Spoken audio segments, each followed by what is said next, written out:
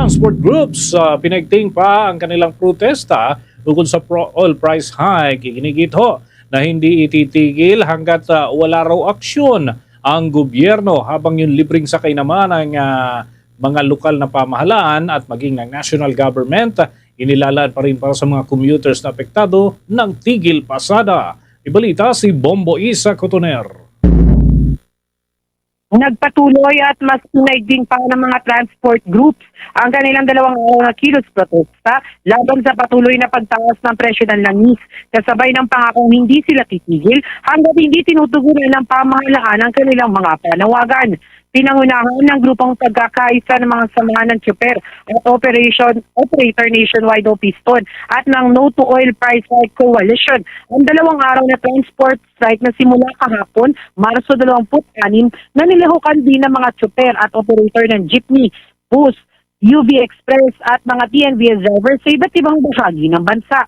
Ayon kay Piston President Modi Floranda, mas marami ang nakiisa sa unang araw ng tigil pasada kumpara sa mga nakaraang protesta. Binigyan din niya na magpapatuloy ang lingguhang kilos protesta kung hindi kikilos ang gobyerno. Kabilang sa mga pangunahing hinihingi ng mga grupo ang pagtanggal ng excise tax at value-added tax sa produktong petrolyo, rollback ng presyo ng langis sa 55 pesos kada litro, pagbabasura sa oil deregulation law, dagdag pasahe at 1,200 family living wage.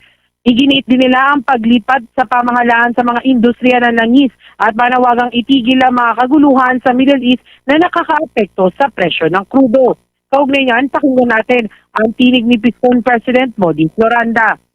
Sa ngayon ay naano natin yung 2 days at siyempre magtutuloy-tuloy na may mga pagkilos, lalo na tuloy-tuloy tumataas yung presyo ng petrolyo. Tuloy hindi siya natatapos ngayon, kundi mga susunod na mga araw, may ibang anyo ng protesta, yung mga driver, operator at mamamayan, at muling magkakaroon ng mga welga sa panahon na hindi may basura ni tanggalin ni Bongbong Marcos yung oil deregulation law, yung sales tax, saka yung bat sa langis, hanggat hindi iniro-rollback sa 55 pesos yung usapin ng presyo ng diesel dito sa atin. Sa ikalawang araw ng protesta, Marso 27 ngayong araw, nagmarcha mga tsuper at iba pang sektor mula Quezon City patungong Mendiola upang ilapit ang kanilang hinaing sa administrasyon ni Pangulong Ferdinand Marcos Jr.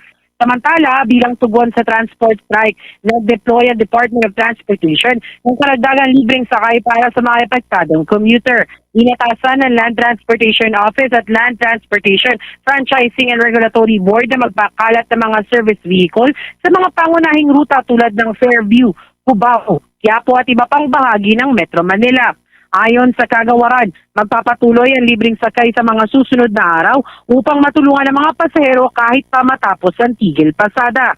Sa kabila nito, iginiit ng mga transport group na pansamantalang solusyon lamang ang libreng sakay at hindi nito natutugunan ang ugat ng problema sa patuloy na pagtaas ng presyo ng langis. Para sa Bombo Network News, ito si Bombo Isa Cotoner and this is Bombo Radio Philippines, the number 1 and most trusted source of news and information, Basta Radio Bombo. For the most trusted source of news and information, visit our website at www.bomboradio.com. Follow us on Bombo Radio mobile app, Facebook, YouTube, TikTok, and X, formerly Twitter.